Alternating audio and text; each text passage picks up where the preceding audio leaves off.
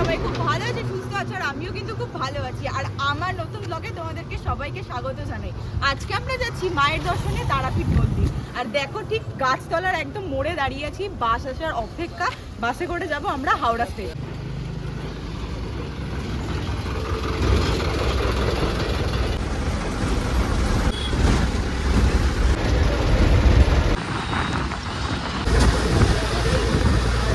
তো আমরা তো এখন বাসে করে নেমে গেছি, আর এখন ঘড়িতে বাজে দেখো 5টা 20।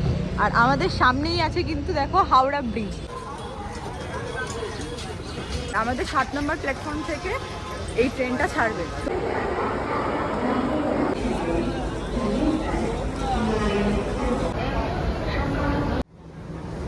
তো বন্ধুরা, এই রইল আমাদের ট্রেন।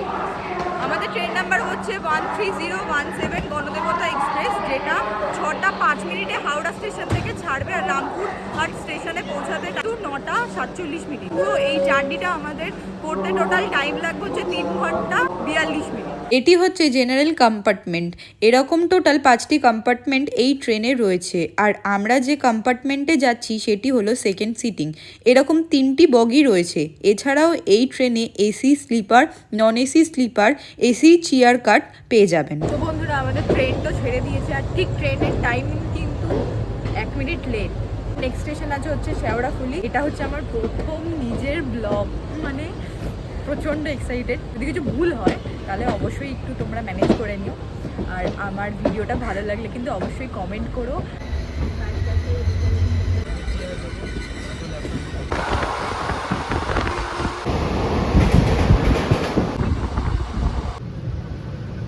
তো আমাদের নেক্সট স্টেশন দেখো শেওড়াফুলি পৌঁছে গেছি আমরা। আর আমাদের ট্রেন কিন্তু 15 মিনিট লেটে চলছে। এখানে কিন্তু প্রায় 1 মিনিটের মতন আমাদের ট্রেন দাঁড়ালো।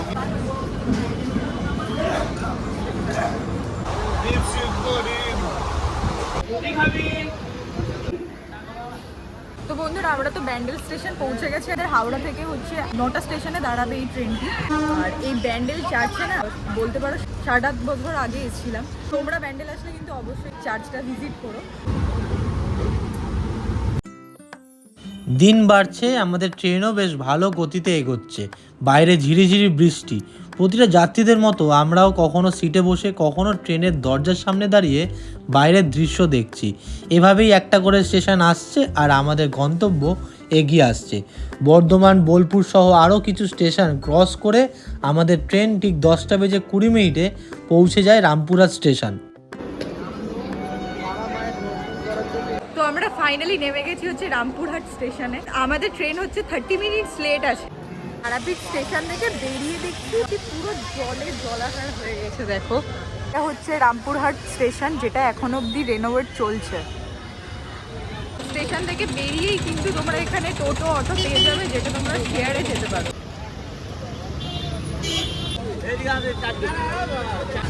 দাদা, ভাড়া কত করে? 40 টাকা।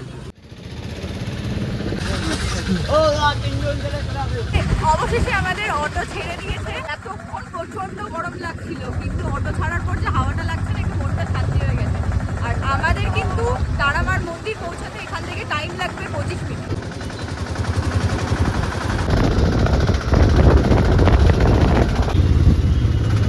টোটাল আমাদেরকে নামিয়ে দিল তারামা সরণির একদম সামনে। সকালবেলা আমরা না খেয়ে বেরিয়েছি, কিছু তো খেতেই হবে।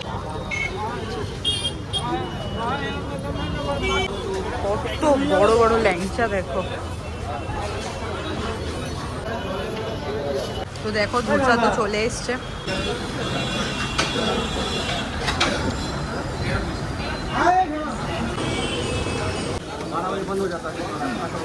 খাওয়া দাওয়া কমপ্লিট করে আমরা বেরিয়ে গেছি মায়ের দর্শন করতে। যেতে যেতে কিন্তু এখানে অনেক দোকান পাবে।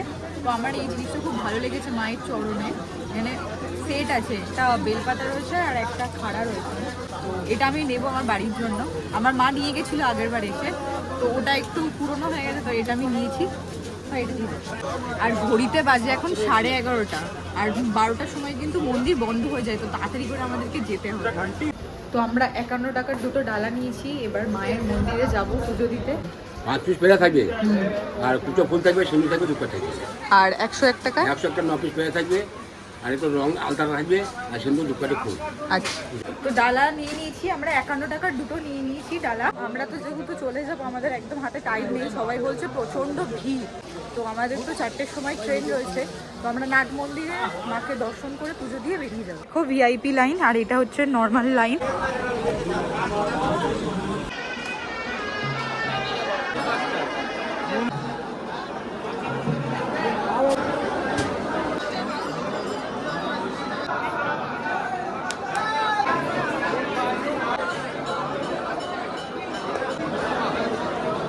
এখন কিন্তু ধূপ দ্বীপ জ্বালানোর জায়গাটা অনেক আলাদা করে দিয়েছে। আর দেখো এখানে অনেক রকম ধূপকাঠি বলো, তারপরে অনেকে আছে না মানত করে, এই দেখো এখানে সবাই মানত করছে। আমাদের তো পুজো দেওয়া কমপ্লিট, এবার আমরা যাচ্ছি শ্মশানের দিকে। শ্মশানটা ঠিক এই মন্দির থেকে একদম একটুখানি। আর এটা হচ্ছে মন্দির, মন্দিরটা দেখছো, এটা হচ্ছে বামাখ্যাপার সমাধি দেওয়া হয়েছে এই মন্দির থেকে, বলির জায়গা। আর ওই যে দেখো ওখানে সবাই গোল করে বসে আছে না, ওখানে হচ্ছে বাবা ধ্যান করতে বসতেন।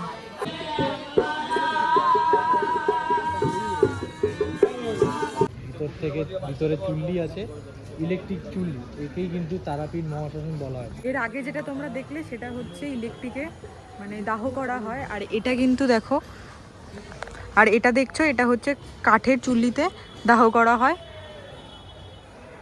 আর এই যে ছাইগুলো দেখছো না, এইগুলো হচ্ছে মানুষ পোড়ানোর পুরো ছাইগুলো এখানে রয়েছে। কৌশিকী অমাবস্যার দিনকেই কিন্তু বামাখ্যাপা মাকে পেয়েছিলেন, আর এখানে সেদিনকেই বলা হয় সিদ্ধপীঠ, তাই এখানে কিন্তু প্রচুর পরিমাণে ভিড় হবে। তো আমাদের মন্দির থেকে তো আমরা বেরিয়ে গেছি, তোমাদেরকে শ্মশান দেখিয়েছিলাম, ঠিক এরপরে মন্দির থেকে বেরিয়েই তোমরা দেখতে পাবে হচ্ছে এই দেখো দ্বারকা রিভার। তো তোমরা চাইলে কিন্তু অবশ্যই সাইট সিন করতে পারো, যেখানে তোমাদের ভাড়া পড়বে হচ্ছে 300 টাকা, 1 ঘন্টার মধ্যে তোমাদের 7টা মন্দিরে ঘুরিয়ে নিয়ে আসবে। বন্ধুরা, তারামা সরণি থেকে একটু আগালেই দেখতে পাবেন আশার লজ, তার পাশেই একটা গলি রয়েছে। সেই গলি থেকে এগুলি দেখতে পারবেন একটা ব্যানারে আস্থা বলে একটা হোটেল রয়েছে, তার বাঁদিকেই সেই হোটেল সবুজ এবং হলুদ কালারের একটা বিল্ডিং, যার ভিতরে একটা রিসেপশন ঢুকতেই দেখতে পাবেন। আর সেখান থেকেই গ্রাউন্ড ফ্লোরে আপনারা দেখতে পাবেন একটা রুম আছে, যার রুমের প্রাইস 500 টাকা, যেখানে আপনারা 3 জন থাকতে পারবেন, নন এসি রুম, এবং পরিষ্কার পরিচ্ছন্ন একটা বাথরুম রয়েছে, তাতে গিজারও রয়েছে, গিজারের জন্য আপনাদের 100 টাকা চার্জ পড়বে। এই হোটেলের এটা হলো লিফট, খুব সুন্দর একটা লিফট, এবং এই লিফটটি আগে ছিল না এই হোটেলে এবং নতুন করা হয়েছে, সেই কারণে আপনারা কিন্তু এই লিফট ব্যবহার করে আপনারা ফার্স্ট ফ্লোর সেকেন্ড ফ্লোর যেতে পারেন, যেখানে রয়েছে নতুনত্ব একটা রুম, যেখানে আপনি আপনাদের পাবেন একটা দুটো পাখা, 4 জন বা 5 জন 6 জন অবধি থাকার জায়গা, সুন্দর একটি টিভি ইউনিট এবং সুন্দর কাভার্ড, এবং তার সাথে সুন্দর একটা ওয়াশরুম, যেটা একদম নতুন, এখনও পর্যন্ত কেউ ইউজ করেনি। তাই এই 23 তারিখের আগেই কিন্তু এটা উদ্বোধন হয়ে যাবে, তার আগেই আপনারা বুকিং করে এই হোটেলে চলে যেতে পারেন। এইটা হলো আর একটা রুম, যেটা খুবই সুন্দর, এখানে আপনারা 3 জন অবধি থাকতে পারবেন। এখানেও সেমভাবে আপনাদের যা যা ওই রুমে ছিল সেই সবকটা জিনিসই কিন্তু এই রুমে রয়েছে, পাকা, কাভার্ড, এসি, সব কিছু এই রুমে রয়েছে। একই টাইপের রুম অনেকগুলো রয়েছে, দাম একটার 1000 টাকা, একটার 1200 টাকা, একটা 1600 টাকা। তো এরকমভাবে আপনারা নিয়ে নিতে পারেন, নাম্বার দেওয়া রয়েছে, আপনারা কল করে নিন। 629483280280।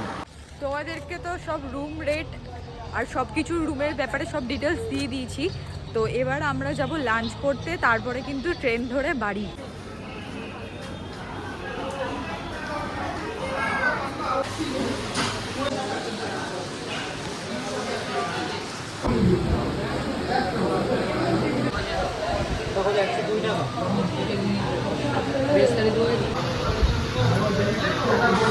বাইরে নন এসি যত তোমাদের হোটেল ছিল সব কিন্তু ভেজ থালি, যা এখানে এসিতে বসে যে প্রাইস আছে ওখানেও কিন্তু সেম প্রাইস, মানে 90 টাকা। নিয়েছি এগ থালি, যেটার প্রাইস পড়েছে হচ্ছে 120 টাকা, সাথে তোমাকে জলও দেবে, আর তার মধ্যে কিন্তু এটা পুরোটাই এসি। এবার তোমরা বাইরে দিয়ে খেতে পারো ভেজ থালি, মানে এই যদি ডিমটাকে বাদ দিয়ে দিই তাহলে এইটা হচ্ছে পুরো ভেজ থালি, যেটার প্রাইস পড়বে তোমাদের 90 টাকা।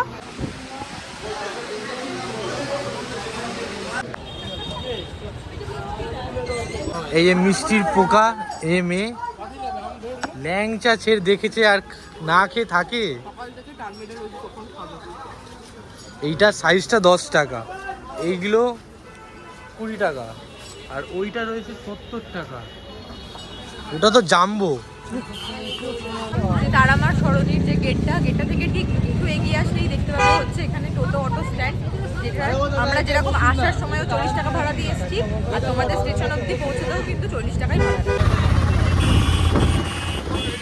বেরিয়ে পড়লাম বন্ধুরা তারামার দর্শন করে, তারামার সরণি থেকে একদম অটো ধরে আমরা যাচ্ছি হচ্ছে স্টেশন।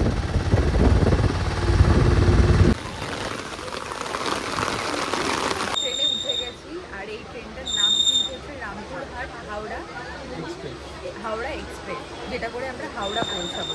আর আমার ব্লগটা কিন্তু একটু ঘটমটা হয়ে গেছে, প্রথমবার করছি, সেটা তোমরা একটু ঠিকঠাক করে নেবে।